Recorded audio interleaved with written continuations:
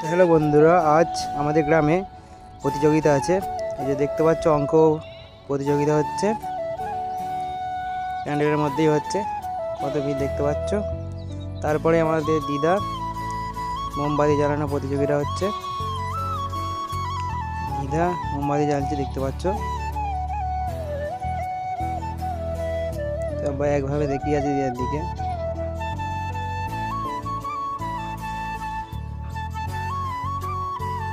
দিদা 9টা জ্বেলেছিল, এটাই বলেছে এটা আমাদের প্রতিমা, খুব সুন্দর লাগছে। লাস্টে মেয়েদের মিউজিক্যাল চেয়ার হলো, চেয়ার ভেঙেই পড়ে যাচ্ছে। খেলা শেষ হওয়ার পরেই আমাদের ডান্স শুরু হয়ে গেছে, দেখতে পাচ্ছ ডান্স। আমি একটু নাচ করে নিলাম ভিডিও করতে করতে।